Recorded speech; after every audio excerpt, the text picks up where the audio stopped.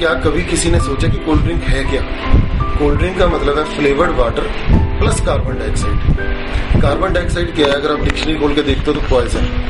Low dose में हम poison P रहे हैं, carbon dioxide, flavoured water plus carbon dioxide. और सेकंड चीज और बताता हूँ कि हम इसके लिए जो 10 रुपए देते हैं उनमें से सिर्फ 1 या 1.5 रुपया हमारी कंट्री में रहता है, बाकी सारे का सारा बाहर चला जाता है विदेश में। अराउंड 1500 से 1600 करोड़ रुपया एक एक कंपनी, चाहे वो पेप्सी है चाहे कोक है, हमारे देश से प्रतिवर्ष कमा करके बाहर ले जाते हैं। और बदले में हमें क्या मिलता है? Carbon dioxide. और इससे ठीक होने वाली जो बीमारियां हैं, इसके कारण जो बीमारियां उत्पन्न होती हैं, उन बीमारियों के ऊपर हमारे देश का अराउंड 1.5 से 2 लाख करोड़ रुपया प्रतिवर्ष खर्च होता है। और सिर्फ 35% लोग ऐसे हैं जो इस चीजों का इलाज करा पाते हैं, बाकियों के पास तो पैसा होता ही नहीं है हमारे देश में। तो आप सोचिए कि ये कितनी खतरनाक चीज है। इतनी इनफर्टिलिटीज हैं, ब्रेन ट्यूमर्स हैं, कैंसर हैं, वो सारे के सारे इससे हो रहे हैं। एक दो इसमें और भी तत्व पाए जाते हैं जो बड़े भयानक होते हैं। अभी एम्स की रिपोर्ट्स में भी आया है, सल्फ्यूरिक एसिड, कार्बन ग्लूटामाइड, ये भी इसमें पाए जाते हैं। तो फिर हम क्यों पीते हैं कोल्ड ड्रिंक? डॉक्टर साहब,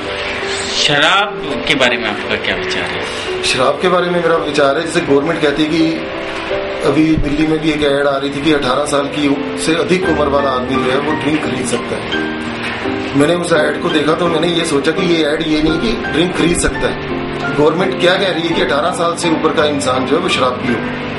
और गवर्नमेंट कहती है कि शराब पीने से हमारे देश की जीडीपी बढ़ती है। क्या जीडीपी हम 500 परिवारों को बेरोजगार करके, जो कि शराब पीने से हजारों लाखों परिवार बेरोजगार होते हैं, वो बेरोजगार हो गए और एक कंपनी को फायदा मिला।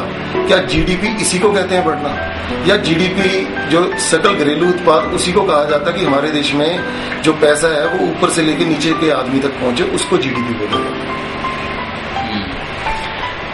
डॉक्टर साहब, अभी नई जो पीढ़ी है उसमें तो फास्ट फूड का बहुत ज्यादा प्रचलन चल रहा है।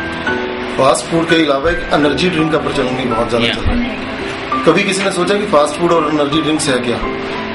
यूरोप की कंट्रीज के अंदर अलग अलग तरह के अनाज पैदा नहीं होते। हिंदुस्तान में तो 1000 से अलग तरह की किस्में हैं जहाँ अनाज पैदा होते हैं, हर तरह का मौसम है। वहां पे वो सुबह आटा गूंद नहीं सकते, रोटी नहीं पका सकते, इसलिए वहां पे वो ये खमीर वाली रोटी, जिसको हम बैक्टीरिया वाली रोटी कहते हैं, डबल रोटी, या जिसको हम बंद वगैरह या पिज्जा कहते हैं, ये वहां के लिए जरूरी है। वहां के कल्चर को फिर उसको डाइजेस्ट करने के लिए वो कोल्ड ड्रिंक पीते हैं, ताकि उसमें एसिडिक चीज कुछ जाए तो वो डाइजेस्ट हो जाए या वो बर्न हो जाए। पर हमारे यहाँ तो सूर्य का प्रकाश जो है 45 डिग्री तक पहुंच जाता है, 46 डिग्री तक पहुंच जाता है। और इससे हमारी जठरग्नि इतनी ज्यादा प्रदीप्त हो जाती है, या हमारे डिजेस्टिव एंजाइम इतने ज्यादा होते हैं, तो हमारे देश के लिए तो ये चीजें सूटेबल ही नहीं है। हमने तो ये उल्टा, आप देखिए ये एनर्जी ड्रिंक्स, इसके अंदर भी कार्बन डाइऑक्साइड प्लस कैफीन, और कैफीन भी इसमें ऑर्गेनिक मात्रा में नहीं है, केमिकल की मात्रा में लगी है। और आप कभी इसको पढ़ना, उसमें लिखा होता है नॉट फॉर प्रेग्नेंट वुमेन या लैक्टेटिंग वुमेन, उसके लिए नहीं होता। तो ये हमारे देश के लिए कुचक्कर है, जिसमें कि ये नशे का आदि स्टूडेंट्स को बना रहे हैं, कैफीन पिला करके, कार्बन डाइऑक्साइड पिला के। कॉलेज के अंदर बच्चा दिन में 1 टिन पीता है, फिर धीरे धीरे 2 टिन पीने लग जाता है। और यूजली आप देखेंगे जिसको एनर्जी ड्रिंक की आदत पड़ती है, फिर वो हर 2 घंटे में 1 टिन मारता है।